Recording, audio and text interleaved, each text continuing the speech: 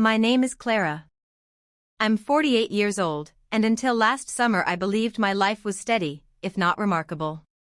I had been married to Victor for 22 years, and together we raised our daughter, Sophia, who had just finished her second year at university. We lived in Denver, in a comfortable townhouse tucked against the foothills, the kind of place that felt permanent, like it would always be ours. Victor and I weren't glamorous, but I thought we were dependable. He worked as a project manager for a construction company, and I handled numbers as an accountant. Our days followed predictable rhythms: coffee before work, grocery runs on Saturdays, the occasional dinner with friends. I convinced myself those routines were the sign of a stable marriage. I was wrong. The truth came crashing down on a Tuesday morning in July. I was attending a work conference in Phoenix, sitting in a seminar room packed with chatter, when my phone lit up. It was Victor. Expecting casual small talk, I stepped into the hallway, balancing the phone against my ear. What I heard instead knocked the breath out of me. He told me he was leaving. Just like that. No build-up, no hesitation, only blunt finality. 22 years of marriage, erased in a single statement. Then came the next blow. He'd taken a chunk of our savings and was working on selling our mountain cabin. That last part made my stomach twist. The cabin wasn't just real estate, it was history. It had belonged to my grandmother, passed to my mother, and then to me. Summers filled with laughter, winters by the fire, holidays where the scent of pine clung to everything. That cabin was the heart of my family's story. And now Victor spoke of it like it was a used car he could unload for quick cash. As if that weren't enough, he mentioned her. Elena. The name sliced through me. For months, I'd suspected someone else was pulling him away: the unexplained late nights, the new work trips, the sudden obsession with guarding his phone. But hearing her name spoken so casually, as though she were the rightful center of his life, made the betrayal undeniable. I didn't argue. I didn't cry. I let him finish, then I ended the call. The rest of the day blurred by. I sat through presentations with my notebook open, my pen moving automatically, while inside my mind was a storm. Victor believed he had control, that he could strip me of my marriage, my savings, and even my family's cabin, and walk away smug and satisfied. But he had made a fatal mistake. He had no idea that years ago, when the cabin was refinanced, I had placed it into a trust solely in my name. Legally, he had no claim to it. In fact, trying to sell it without my consent was not only invalid, it was fraud. That night, in my hotel room, I stared at the ceiling and felt the shock harden into something sharper: determination. I wasn't going to play the role of the humiliated wife, left with scraps while he built a shiny new life with Elena. I called Daniel Hayes, an attorney I'd worked with before, and explained everything. My voice was steady, but my pulse raced as I laid out the facts. His answer was clear: Victor had already trapped himself, and I held far more power than he imagined. For the first time that day, a quiet smile crept across my face. Victor thought he was 2 steps ahead. What he didn't realize was that I had already set the board years earlier. And soon, he would discover just how badly he had underestimated me. When I flew back from Phoenix, I no longer felt like a wife trying to save her marriage. I felt like a detective walking into the heart of a case. Victor's betrayal had given me clarity. I wasn't confused anymore, I was focused. The first thing I did was sit at my desk in the townhouse, open our online banking, and start tracing every transaction. Years of working with numbers had given me sharp instincts, and the patterns revealed themselves quickly. I saw the transfers, small at first, then larger, money quietly drained from our accounts. The trail led to an unfamiliar checking account.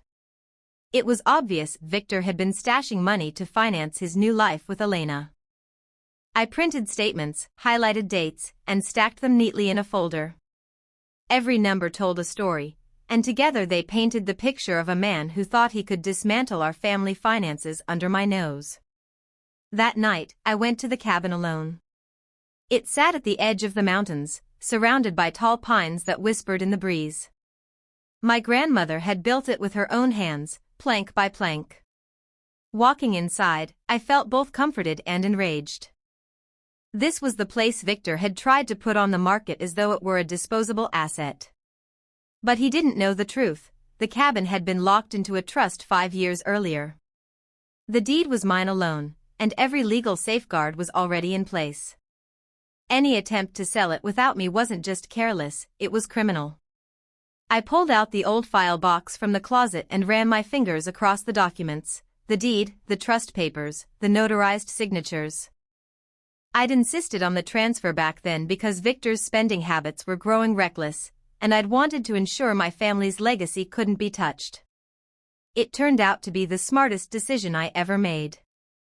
By the next morning, I had called Daniel again, my attorney. We met in his office downtown, the air heavy with the smell of old leather and fresh coffee. I laid the documents on his desk in tidy stacks, bank statements, the trust paperwork, evidence of transfers. Daniel's eyes scanned the pages, and he nodded slowly. Victor, he said, had not only lost control of the cabin but had exposed himself to charges of fraud if he had already collected money from a buyer. The power was firmly in my corner. We decided to act quietly at first. Daniel drafted a letter to any potential buyers, making it clear that Victor had no legal authority to sell the property. We also prepared a formal notice for Victor, explaining exactly where he stood and how precarious his position truly was. Walking out of Daniel's office, I felt a calm determination I hadn't known in years. Victor believed I was powerless. He thought he could strip me of the home that defined my family, drain our savings, and walk away with Elena on his arm. But instead, he had set the stage for his own collapse. Back at home, I began packing up Victor's belongings. His suits, his shoes, the golf clubs he polished but rarely used. Each item I touched felt less like his and more like evidence of a life that no longer belonged here. The townhouse felt lighter as his things disappeared into boxes. Sophia came home from school that weekend, full of questions. I kept my answers measured.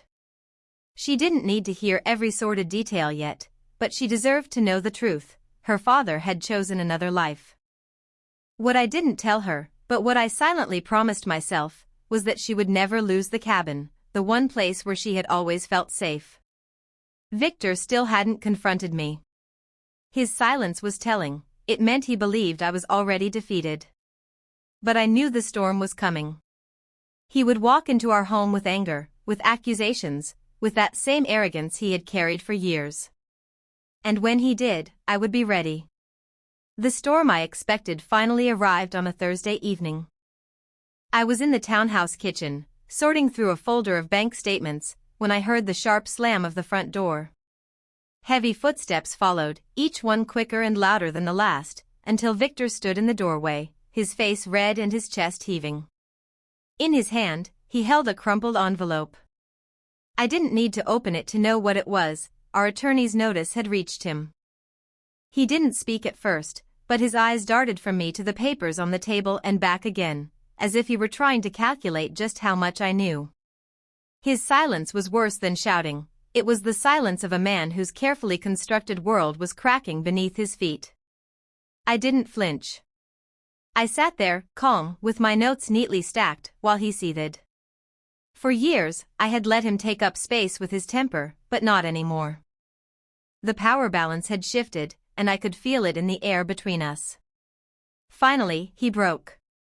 His words came out sharp and fast, accusations tumbling over each other. I was cold, ungrateful, vindictive. I was trying to ruin him. He paced the kitchen like a cornered animal, throwing his arms in wide, frustrated gestures. But behind all of that noise, I could hear what he wasn't saying: fear. The notice Daniel had sent spelled it out clearly. The cabin was untouchable, and any attempt to sell it was fraud. The bank transfers had been traced, the money movements documented. Victor thought he was orchestrating a new life, but all he had really done was build a paper trail that led straight back to his downfall. I let him rant, let him fill the air with his anger, until finally he sagged against the counter, his shoulders slumped. That was when it hit him. The reality. He wasn't in control anymore. Later that night, after he stormed out again, I sat alone in the quiet kitchen. I opened my laptop and looked at the evidence one more time, the emails, the statements, the deed, the trust documents. Each page felt like a brick in the wall I had built to protect myself and Sophia. Victor, meanwhile, was unraveling. Over the next week, his calls turned frantic. First they were filled with rage, then with pleading, then with half-hearted apologies. He wanted meetings, talks, attempts at negotiation. But I didn't answer. I had learned that silence was sometimes the most powerful weapon. Then came the day he brought her to the cabin. I was already there, working on some repairs, when I heard his car pull up the gravel drive. The sound of 2 doors slamming told me he hadn't come alone. I peeked through the curtains and saw her, Elena. She looked younger than me, polished, her hand looped casually through his arm. They approached the porch as though they were arriving at a vacation home that belonged to them. My heart raced, but I didn't move. I waited. Victor unlocked the door with his old key, the one I hadn't yet collected. He stepped inside, Elena close behind, both of them laughing softly at some private joke. Then they froze. Because there I was, standing in the living room, a stack of documents on the table beside me. The look on Victor's face was something I'll never forget. Shock, then fury, then something close to panic. Elena, for her part, looked confused, her eyes darting between us as though she had walked into the wrong script. He tried to regain control, his voice rising, insisting that I leave, claiming the cabin was his now. I didn't say a word. Instead, I placed the trust deed on the table and slid it toward him. His face went pale as he read the first line, my name, in bold, as sole trustee and owner. Elena's expression shifted quickly from confusion to disgust. She pulled her hand from his arm and stepped back, realization dawning that the grand promises he had made her were nothing but smoke.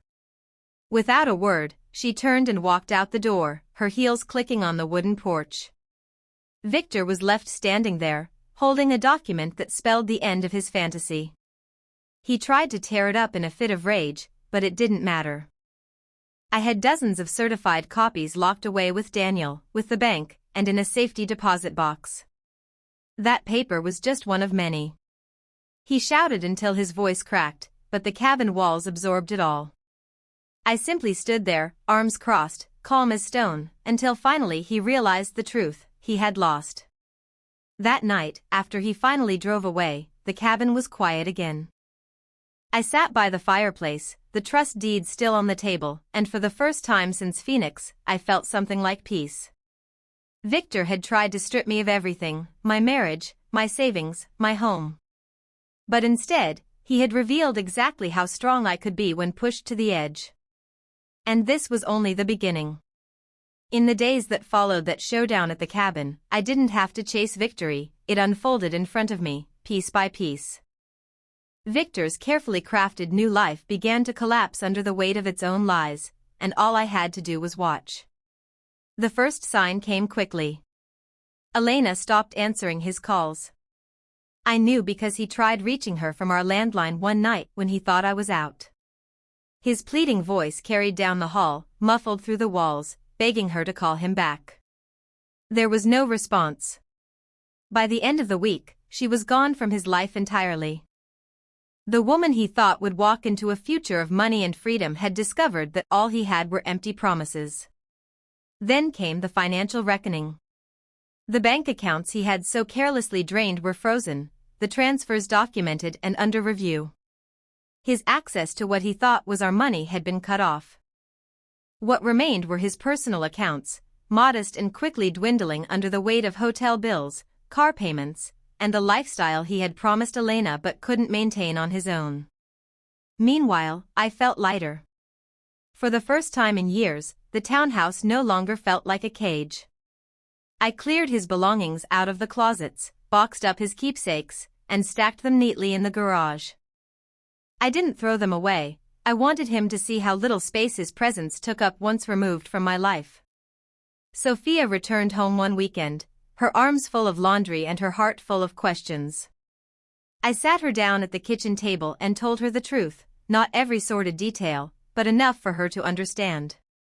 Her father had chosen another path, but she was not responsible for his mistakes. She was angry, of course. Angry that he had betrayed not just me, but the stability she thought her family had. But beneath her anger, I saw pride. Pride that her mother wasn't broken, but standing taller than ever. Victor, on the other hand, grew more desperate. He came to the townhouse often, banging on the door, demanding to be let in. He shouted about unfairness, about betrayal, about how I was ruining him. But every time, I stood firm.